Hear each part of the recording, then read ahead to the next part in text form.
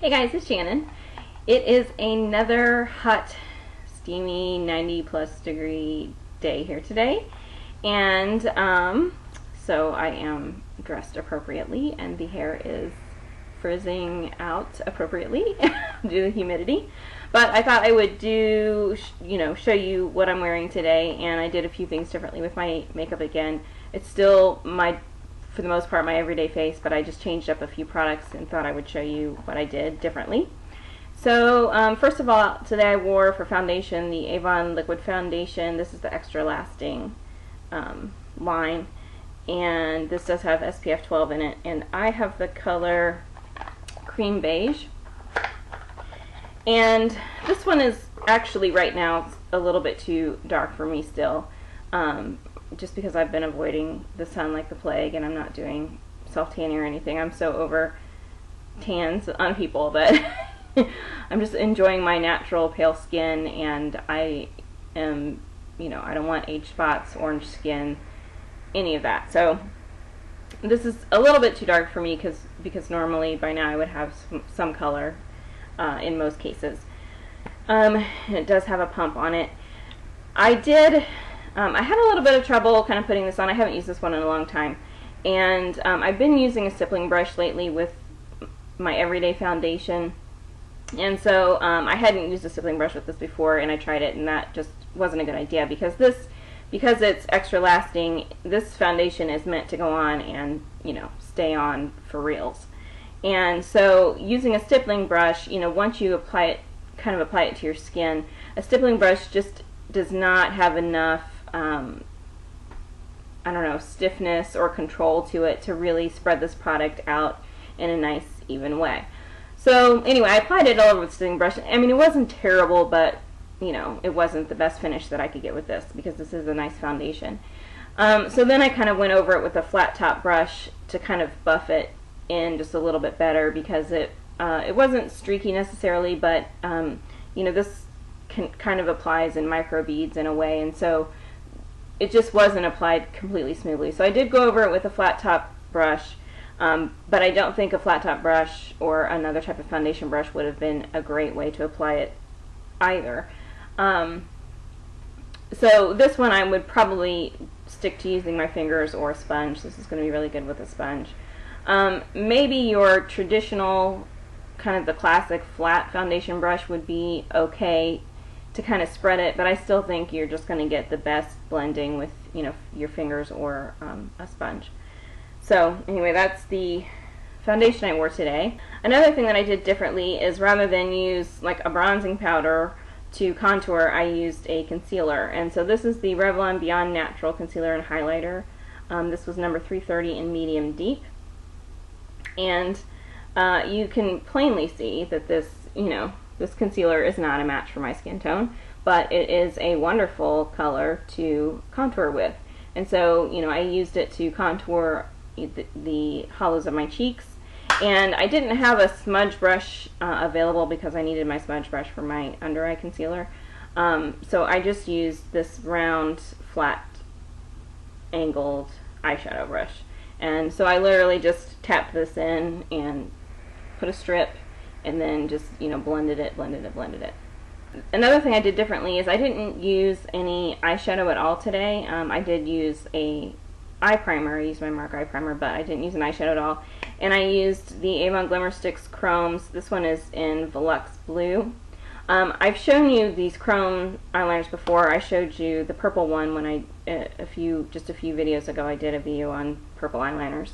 And so I showed it to you, but I'll just show you the blue one. It's kind of a navy blue color, but it has a little bit of iridescence to it. I don't know if it will show up, hence the chromes. But so I just did a simple line along the top of my my top lid, along the lash line. And it's just it's just a hot day. The hair is back, tank tops are on. There's just not a need for major full face. So I just wanted that little bit of color. There's also some navy blue in my tank top, so it kind of ties together nicely. So different eyeliner today, and then I used a different mascara today. I used the good old-fashioned Maybelline Great Lash Mascara. This is the curved version in Blackest Black. And, you know, we've got so many gimmicks with mascaras these days that there's a lot of people that pick this up and they're just like, it's just, you know, it's just a mascara. Like, there's no bells and whistles to it.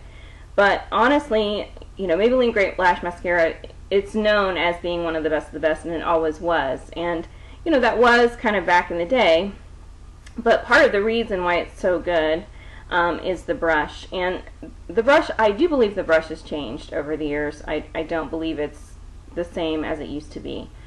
However, it's still a very good brush. And the thing about it is that with your regular, everyday, plain old lashes, it really, really separates them beautifully. I mean, each lash is going to be right where it's supposed to be, coated with the perfect amount of mascara and separated from the lash next to it. So this mascara, there's no bells and whistles. It's not going to clump your lashes up. If you want your lashes clumped together and sticky and looking, I'm not a fan of that, but that's how you want your lashes. This isn't going to do that.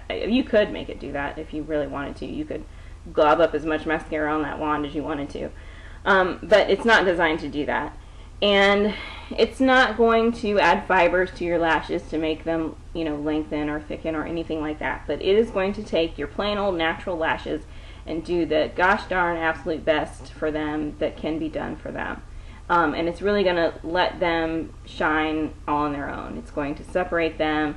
It's going to elongate them to the best that it can. And because the brush is curved, if you use the brush the correct way, it's also going to, you know, add that little curl, and you can get a nice little flick out at the end.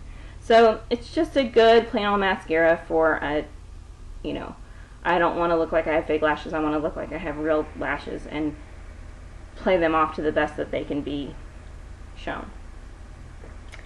And then the last thing I did different, it was my blush. I used the MARC Just Pinched Instant Blush Tint, and this is in, the one I have is in Peachy.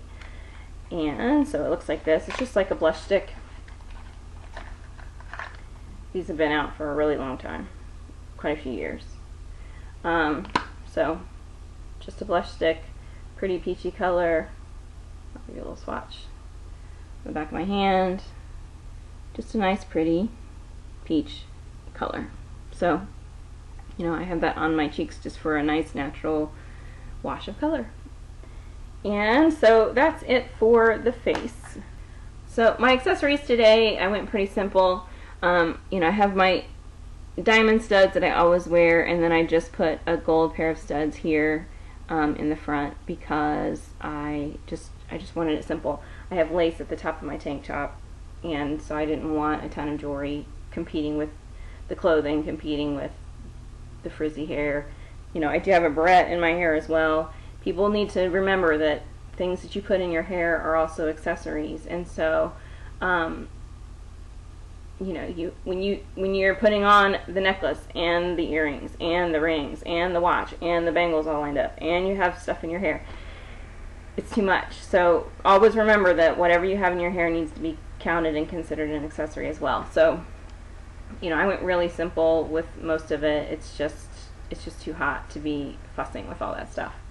Ignore my fingernails. My fingernails do not go with my outfit.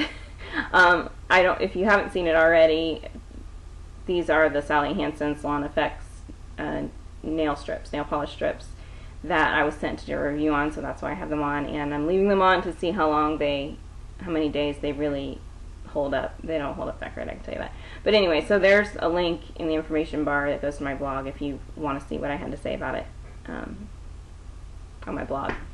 So they don't, you know, ignore those. They do not go with the outfit. I am aware. Okay. So the only other really accessory that I have for them basically is I did put on my little owl ring. I have on a cream. I have tank tops layered, but one of them is cream, and so the little owl, the pearl owl eyes, kind of goes back to the cream nicely, and it just has a little bling here. But it's not too big. It's, as far as statement rings go, it is a little bit on the smaller side, and so it's just not too much for a 90+ degree day when you're going to be, you know, sweaty and nobody cares what you have on. And I'm also wearing my Aviator sunglasses today. These are the Mark brand. And they're just, cute little Aviator sunglasses. I'm normally not a huge fan of Aviator sunglasses. I'm very picky about them because the shape really has to be just right. It doesn't look great on a lot of people.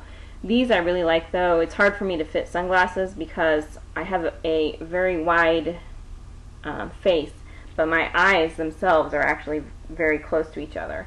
And so the problem, even my eye doctor, the problem that they have finding glasses for me is that they need glasses that are spaced, where the lenses are spaced close together, about the same size as they would have on children's glasses, but they have to have plenty of space here on the side to actually fit my head. So it's just really hard for me to find glasses. But these actually are, you can tell by looking at them that the lenses are a little closer together, and there's still plenty of space. They're very flexible here, so they feel just fine on my head. They're not, squeezing the life out of me. And they are a little bit big here, so they do go, lean towards the large glasses trend pretty well. But as you can see, they hit right at my eyebrows, which is really where the top of your glasses should be. So they really fit my face about as perfectly as you could possibly fit my face and still have this trend, and give a little bit of the big sunglasses trend as well without having them look like clown glasses. Hope you're enjoying your hot, sticky summer, and I will see you next time. Bye.